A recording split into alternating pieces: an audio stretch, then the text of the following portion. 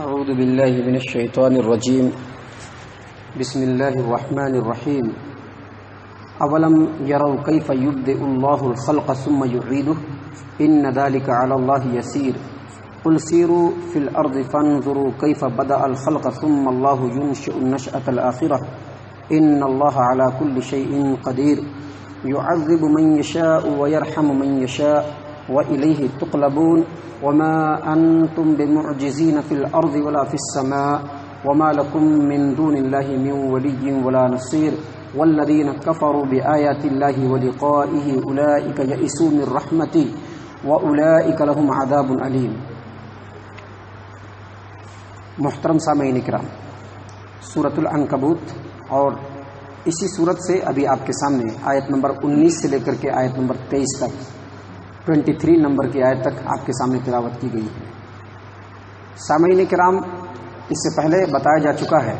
کہ جس زمانے میں اللہ کے رسول صلی اللہ علیہ وسلم کو نبی بنایا گیا اور جس زمانے میں یہ اور اس طرح کی صورتیں نازل ہوئی مکے کے اندر، اس وقت عرب کی قوم خاص طور سے اور مکے کے لوگ، عرب کے قوم عام طور سے اور مکے کے لوگ خاص طور سے، اور اسی طرح سے ایران کے جو آگ کے پجاری تھے، یہ تمام کے تمام آخرت کے منکر تھے، انکار کرنے والے تھے. ان لوگوں کا یہ عقیدہ تھا کہ اس دنیا کے اندر ہم پیدا ہوئے ہیں، پیدا ہونے کے بعد وقت گزار کر کے مر جائیں گے، مرنے کے بعد ہمارے جسم کے جو پارٹ ہیں، جو حصے ہیں، وہ سڑ گل کر کے مٹی میں مل جائیں گے اور اس کے بعد پھر کچھ نہیں ہونے والا ہے. یہ عقیدہ تھا ان کا. اور تقریباً جب سے یہ دنیا بنی ہے تب سے لے کر کے اب تک اور قیامت تک ایسے لوگوں کی تعداد رہی ہے اور رہے گی جو زبانی طور پر آخرت کو مانتے ضرور ہیں، لیکن آخرت کے عقیدے میں کچھ عقیدے مکس کر دیے ہیں، یا کچھ لوگ آخرت کے اوپر یقین تو رکھتے ہیں زبانی طور پر یا جس طرح سے بھی ہو، یقین تو رکھتے ہیں، لیکن دراصل ان کا یقین آخرت کے اوپر مکمل نہیں ہوتا ہے. یہی وجہ ہے کہ جب سے لے کر کے اب تک جو لوگ آخرت پر یقین رکھنے والے ہیں، ان کا عمل اور ان کی ایکٹیویٹی جو ہے وہ یہ نہیں بتاتی کہ وہ آخرت پر یقین رکھتے ہیں. اس کی مثال دے کر میں نے اسے پہلے سمجھایا ہے. مثال کے طور پر ہم دوسری جگہ جانے کے بغیر ہم مسلمانوں کے معاشرے کے اندر ہی دیکھتے ہیں کہ جس طرح سے برائیاں ہیں، جس طرح سے اللہ کی نافرمانیاں ہیں، جس طرح سے شریعت کے حکم کی خلاف ورزی ہے، جس طرح سے ہمارا عمل ہے، جس طرح سے ہمارا طریقہ کار ہے، وہ ساری کی ساری چیزیں ہمارے زبان کو میچ نہیں کرتی ہے. ہم اپنی زبان سے جس طرح سے کہتے ہیں کہ ہم آخرت پر یقین رکھتے ہیں، جس طرح سے ہم زبان سے کہتے ہیں کہ مرنا ہے، جس طرح سے ہم زبان سے کہتے ہیں کہ مرنے کے بعد رب کے بارگاہ میں کھڑے ہونا ہے، وہاں پر اپنے عملوں کا حساب دینا ہے، لیکن یہ جو زبان ہے ہمارے عمل اور کیریکٹر سے میچ نہیں کرتا ہے، کیونکہ ہماری زندگی کا ایک ایک قدم جو ہے وہ اللہ کی نافرمانی پہ گزر رہا ہے. ہم اپنی زندگی کا ایک ایک لمحہ اور ایک ایک گھنٹہ اللہ تبارک و تعالیٰ کی نافرمانی میں گزار رہے ہیں. اور جب نافرمانی کا کام ہم کرتے ہیں تو اس وقت ہمارے دل میں یہ خیال تک نہیں آتا ہے کہ یہی نافرمانی کا کام جو ہم ابھی انجام دے رہے ہیں کل رب کے بارگاہ میں اسی نافرمانی کے بارے میں رب کے سامنے حساب دینا ہے. تو یہ جو آخرت کے اوپر عقیدہ جو ہے یہ بہرحال کمزور ہے.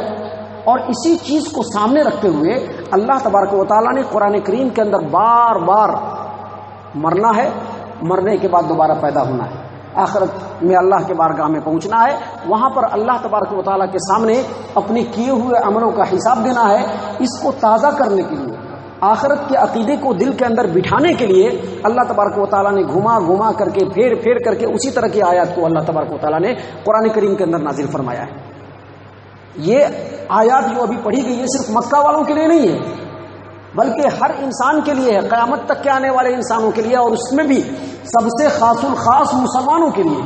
کہ مسلمان ان آیات پر غور کرے، تدبر کرے، غور و فکر کرے،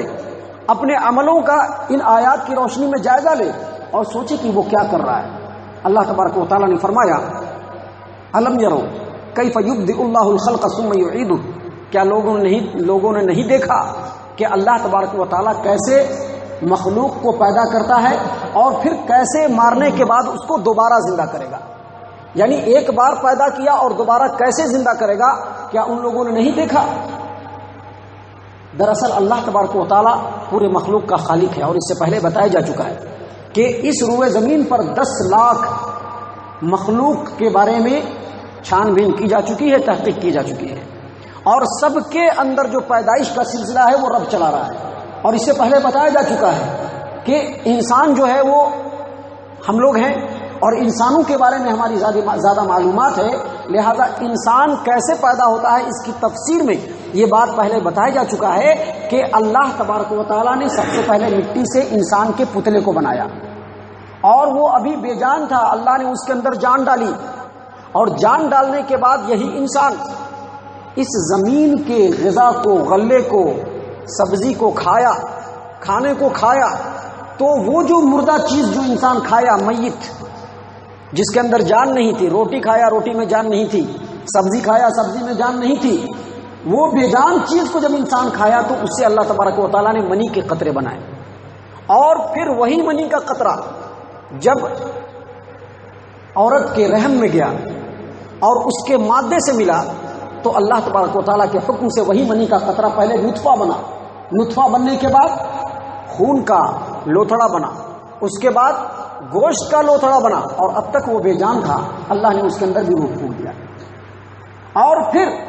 اتنے ہی پر بس نہیں ہوا، بلکہ ماں کے پیٹ کے اندر، عورت کے رحم کے اندر اتنے سیل ہیں، اتنے خلیے ہیں جس کی تعداد رب کے علاوہ کوئی نہیں جانتا. جب رب اس لوتھڑے کے اندر روح پھونکتا ہے تو وہ سارے کے سارے سیل ایکٹیویٹ ہو جاتے ہیں اپنا کام کرنے کے لیے. اور وہ سیل کیا کام کرتے ہیں؟ جو لاتعداد سیل ہیں سب کا الگ الگ کام ہے. کوئی ناک بناتا ہے، کوئی پیشانی بناتا ہے، کوئی آنکھ بناتا ہے، کوئی یہ منہ بناتا ہے، کوئی یہ جسم بناتا ہے، کوئی یہ ہاتھ بناتا ہے، کوئی یہ پیر بناتا ہے، کوئی پیر کی ایڑیا بناتا ہے، کوئی یہ انگلی بناتا ہے. سارے سیل کا الگ الگ کام ہے،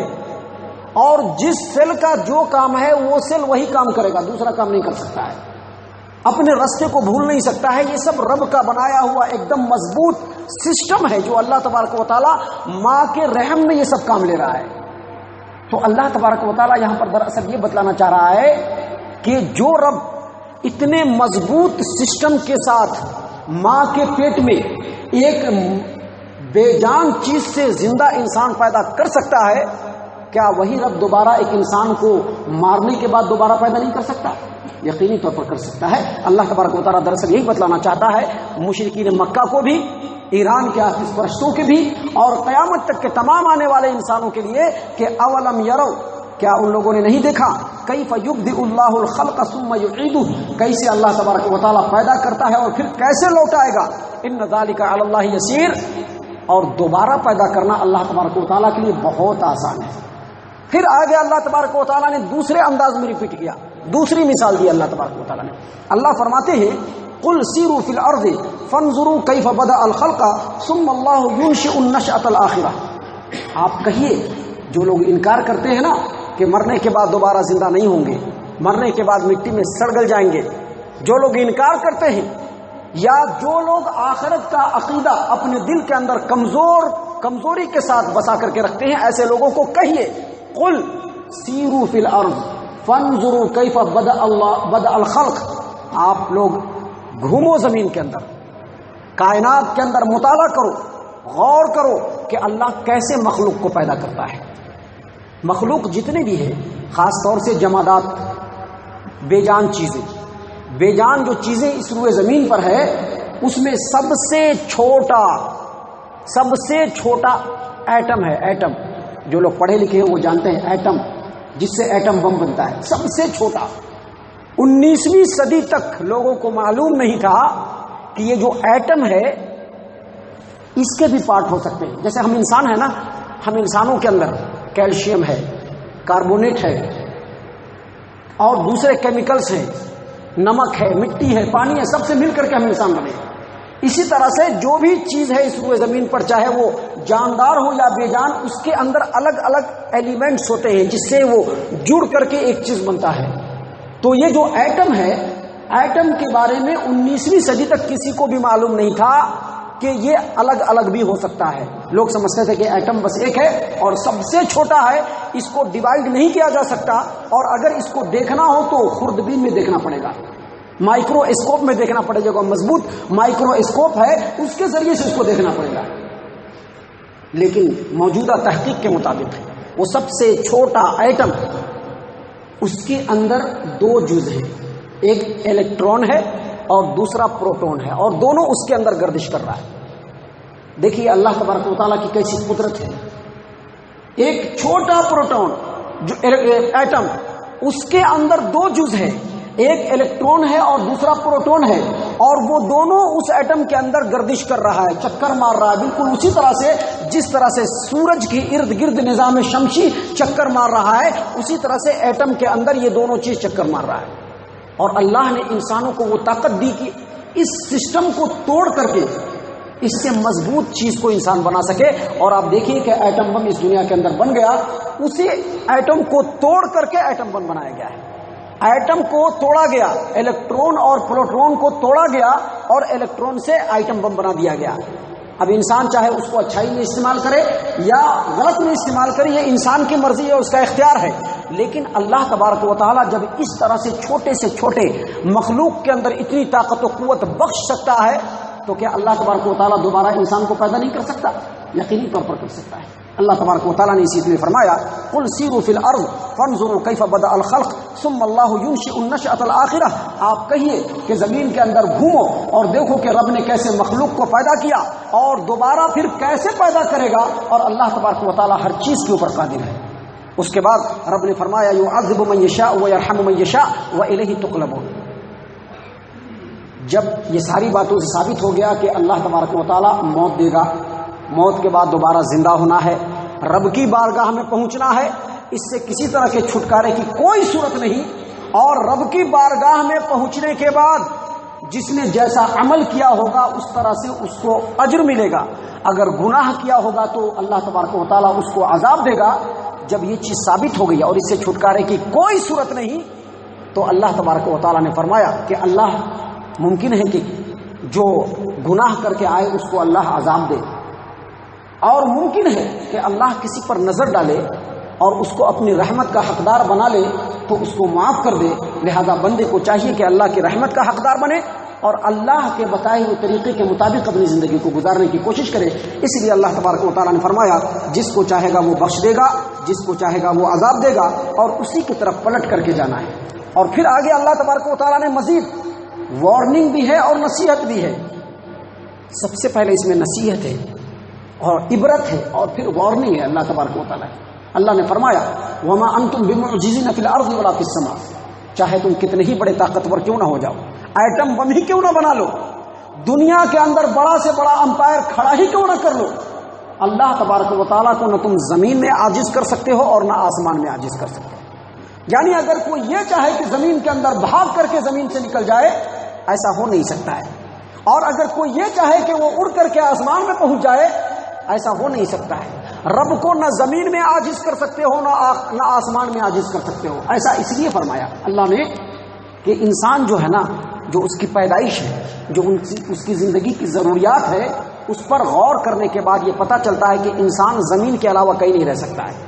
ابھی کچھ لوگ جو ہیں چاند پر پہنچنے کی کوشش کرتے ہیں تو بڑا بڑا ماسک لگا کر کے جاتے ہیں، پیٹھ پہ بڑا سلنڈر باندھ لیتے ہیں، کس چیز کے لیے؟ سانس لینے کے لیے۔ گویا زمین کو اگر انسان چھوڑا تو وہ زندہ بھی نہیں رہ سکتا ہے۔ زمین کو چھوڑنے کے بعد انسان زندہ بھی نہیں رہ سکتا ہے۔ کچھ دنوں کے لیے، ایک دنوں کے لیے، 2 دن، ایک دن کے لیے، 2 دنوں کے لیے، 4 دنوں کے لیے، 10 دنوں کے لیے، اگر وہ عارضی طور پر زمین سے کچھ انتظام کر کے کہیں پر رہنا چاہے تو رہ سکتا ہے،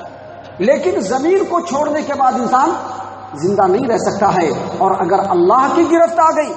تو انسان کے اندر اتنی طاقت بھی نہیں کہ اللہ کی گرفت سے اپنے آپ کو آزاد کر لے، اور اگر اللہ کی گرفت آ گئی تو اللہ کے علاوہ کوئی ایسی ہستی بھی نہیں ہے جو اللہ کی گرفت سے انسان کو آزاد کرا سکے۔ اسی لیے اللہ تبارک و تعالیٰ نے فرمایا وما انتم بمعجزین فی الارض ولا فی السماء، تم زمین میں یا آسمان میں اللہ کو عاجز نہیں کر سکتے، اور اللہ کے علاوہ تمہارا کوئی مددگار بھی نہیں ہو سکتا۔ لہذا دنیا کے اندر زندہ ہو، اللہ کی رحمت اور عافیت ہے تو اللہ کی مرضی کے مطابق زندگی گزارو۔ اور اس کے بعد رب نے سب سے اخیر میں کہا والذین کفروا بآیات اللہ ولقائہ اولئک یئسوا من رحمتی، جو لوگ ہماری آیات کا انکار کرتے ہیں، جن لوگوں نے ہماری آیات کا انکار کیا اور ہم سے ملاقات کا انکار کیا، دراصل وہ ہماری رحمت سے نا امید ہو گئے۔ جو آدمی آخرت کا انکار کرے، جو آدمی اللہ سے ملاقات کا انکار کرے وہ اللہ کی رحمت کا اقرار کرے گا؟ بالکل اقرار نہیں کرے گا۔ اسی لیے اللہ نے کہا کہ جس طرح سے اس نے ہماری رحمت کا انکار کیا، آخرت میں بھی وہ ہمارے رحمت سے محروم رہیں گے، اور ایسے لوگوں کے لیے ہم نے دردناک عذاب تیار کر کے رکھا ہے۔ اللہ تبارک و تعالی ہم تمام کو ان آیات کے اوپر غور و فکر اور تدبر کرنے کی توفیق عنایت فرمائے، ہماری زندگی کا جو مقصد ہے اس کو سمجھنے کی توفیق عنایت فرمائے۔ مرنا ہے، مرنے کے بعد زندہ ہو کر کے رب العالمین کی بارگاہ میں جانا ہے، اللہ تبارک و تعالی اس سے پہلے اس وقت کی تیاری کرنے کی توفیق عنایت فرمائے۔ آمین یا رب العالمین۔ وما علینا الا البلاغ المبین۔